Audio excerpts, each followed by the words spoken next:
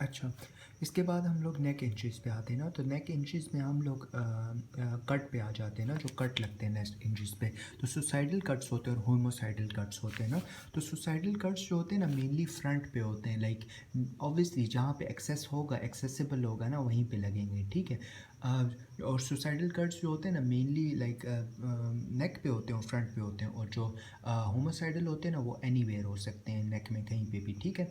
अब suicidal cut जो होते हैं ना, अगर for example left handed person है ना, तो उसका जो कट जो होगा वो राइट साइड से स्टार्ट होगा और लेफ़्ट साइड की तरफ आएगा। और राइट अगर राइट हैंडेड होगा तो लेफ़्ट से स्टार्ट होकर राइट की तरफ जाएगा। जबकि जो होमोसाइडल होता है ना वो लाइक उसमें ये केस नहीं होता, ठीक है। फिर इसके बाद जो सुसाइडल कट्स होते हैं ना वो मेनली लाइक ऊपर की तरफ उनकी डायरेक्शन होती है, ठीक है। जबकि होमोसाइडल जो होते हैं ना उनकी डायरेक्शन जो होती है वो नीचे की तरफ होती है, ठीक है। फिर सुसाइड में टेंटिव कट्स होते हैं और होमोसाइड में टेंटिव कट्स नहीं होते, ठीक है। फिर सुसाइडल में ना हमारे पास कैडियावैरिक स्पैज़म भी होता है और होमोसाइड में कैडियावैरिक स्पैज़म भी नहीं होता, ठीक है।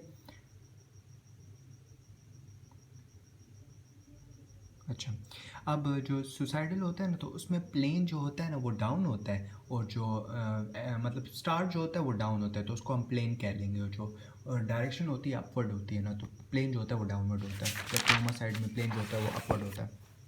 अच्छा, अब हम आते हैं ब्लास्ट इंजरी पे ना। तो ब्लास्ट इंजरी जो वो इंजरी होती है जो किसी एक्सप्लोजन की वजह से जो इंजरीज होती हैं उसको हम ब्लास्ट इंजरी कहते हैं।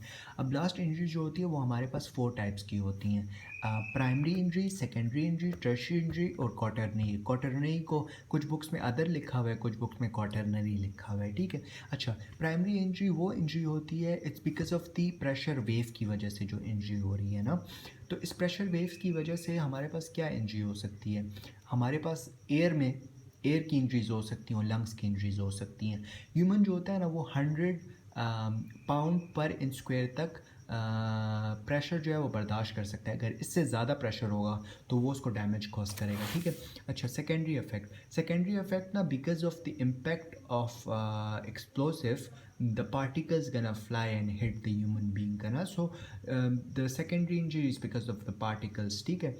और ये जो इंजरीज कॉज करता है मेनली वो कॉज करता है, एक ट्राइड है जिसको हम कहते हैं मार्शल ट्राइड, ठीक है।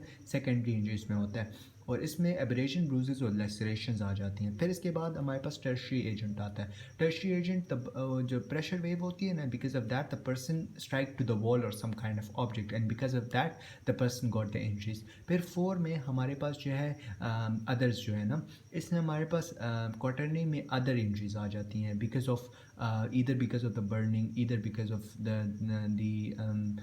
breaking of the building and falling on the human body, or either because of a certain gases the person can have the injuries or death, ठीक है। अच्छा, फिर इसके बाद ना दिस इज़ डन, ठीक है।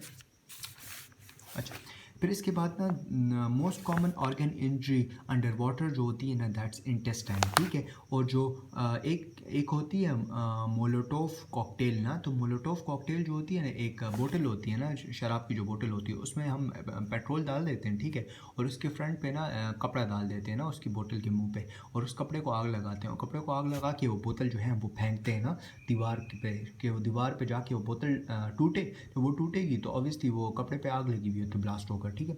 अच्छा, अभी टॉप्सी ऑफ ब्लास्ट में ना हम सबसे पहले क्या करते हैं कि सबसे पहले हम लोग जो है ना ट्रेस एविडेंसेस कलेक्ट करते हैं। एविडेंसेस कलेक्ट करने के बाद हम मल्टीलेटेड बॉडीज ढूंढते हैं। मल्टीलेटेड बॉडी ढूंढने के बाद उनको जो है लाइक वो करते हैं, क्या करते हैं, रिकन्स्टिट्यूशन करते हैं, एंड में हम लोग उसको लाइक फोरेंसिक एग्जामिनेशन के लिए भेज देते हैं कि कौन से ऑर्गन ज़्यादा डैमेज हुए हैं वगैरह वगैरह।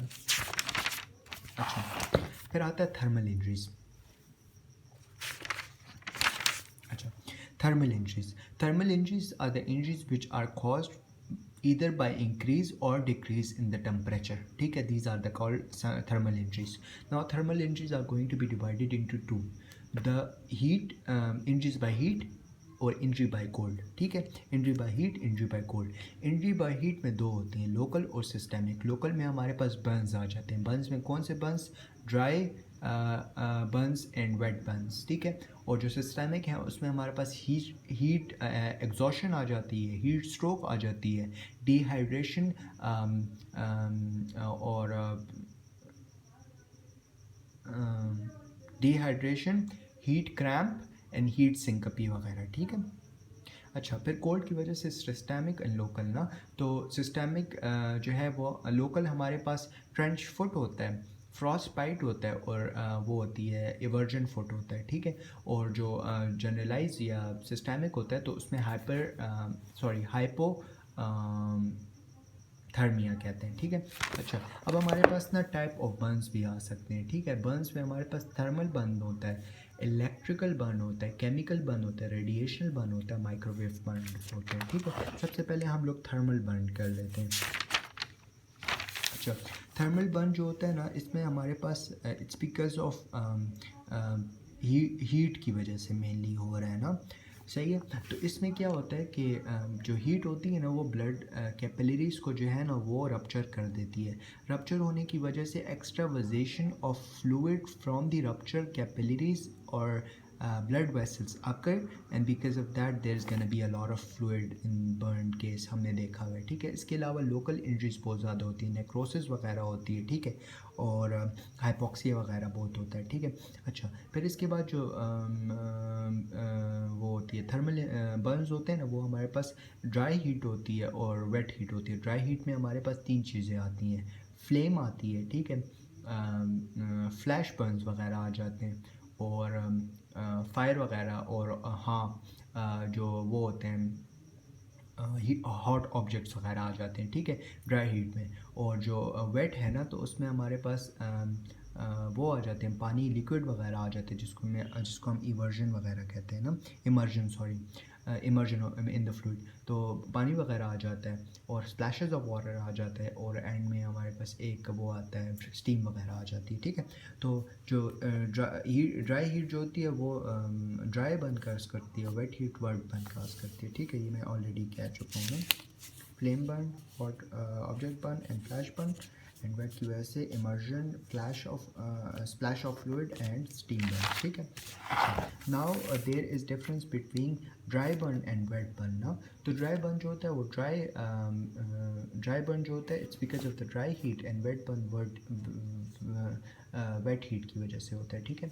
अब जो ड्राई बर्न होता है ना, तो इसमें लाइक इस तरह सीक्वेंस से जाएंगे, पहले साइट करेंगे, साइट के बाद जो है वो